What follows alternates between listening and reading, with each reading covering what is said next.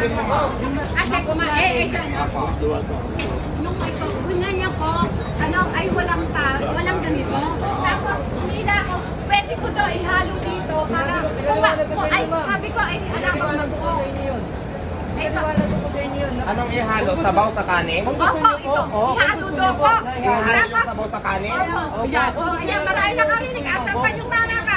Tapos, ito, nung may ganito, Bakit nag-cooper ka na ihalo yung sabaw sa kanin? Gusto niyo lang po, sabi ko. Nagsabi ba ako sa inyo yan? Nag-briefing ako sa Kasi inyo? iba po kasi.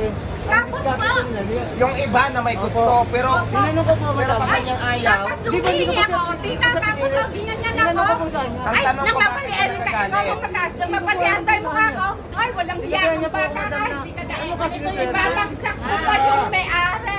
Ganito kasi yun, ma'am. Ganito yun, ma'am.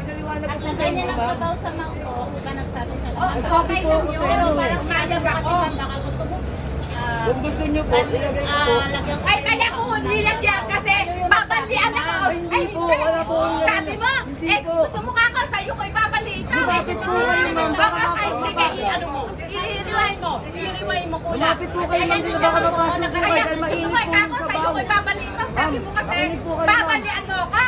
Humingi ka na lang ng pasensya. Nagmamalaki ka pa eh. Anong gusto mo? Hindi naman po. kasi si nanay, nagsabi niya na ilaw yung rice. Ay, Oo, ako ba? Pero Ano pagtalo ka pa eh. at saka okay lang yung kuminsan kasi. Eh, ito, walang hiya. Ganito po na yun. Kahit ganito na yan, Kahit pasensya na kayo. Ako na humingi ng pasensya. Ako na mag-disiplina dito. Sige na. Ayusin na lang natin yan.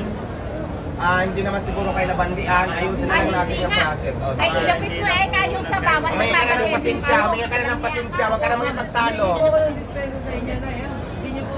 Ako po yun. Ako na po yun. Okay na. Sige na, Nay. Pasensya na kayo ha. Sige, sige. Nakita mo naman. O, doon ka na. Sa susunod hindi ganyan ha. Sabihin mo sa akin ang mga problema. Huwag kayo gumawa ng ano. Sige na, na. Ayusin yung kapag sa mga customer natin. Yan si Diwata.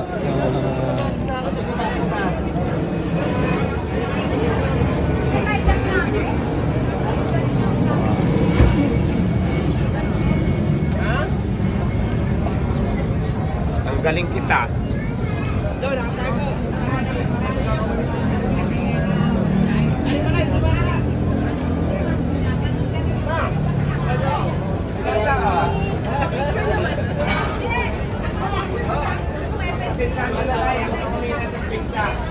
Kain na lang kayo dyan. Huwag kayong makaindan kasi para huwag tayo dito para kumain lang. Para kumain Para kayo. mabad-break ko. Tanggalin mo na yung walang hiyang yan. Ako nang mag-disiplina doon ay mamaya. Sige ho. Dito na ako kayo. Pa-picture. Sige. Rigo. Bro, yung kanina na matanda babae na sabi kanina, anong masabi mo nung kanina? Talagang pinanggalingan simula. Oh, bali kasi pinaliwanagan ko po siya na wala po kaming mangkok.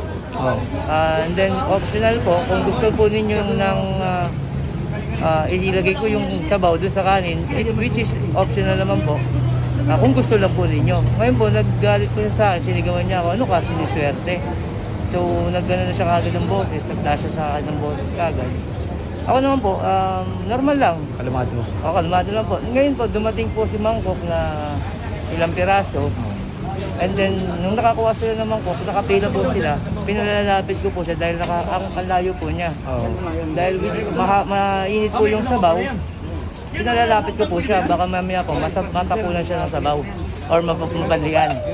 Minali po niya, opo. Minali po niya ako, baka daw po sabuyan ko ng sabaw. Siguro Na-misinterpret mo? Baka po na-misinterpret ko niya. That's why, kaya po nagalit po siya. Pinagmumura niya ako and then sigaw niya ako. Di naman pala totoo yung sinabi mo na bubusan mo siya ng sabaw. Sir, hindi ko naman po para sabihin po yun. Mahal po trabaho ko, sir. At saka, very approachable po sa mga customer namin dito sa Diwata Paris. Yan, sige, thank you sir. At least nakita na ko natin side mo. Yes, sir. Okay, Maraming thank salamat po. you.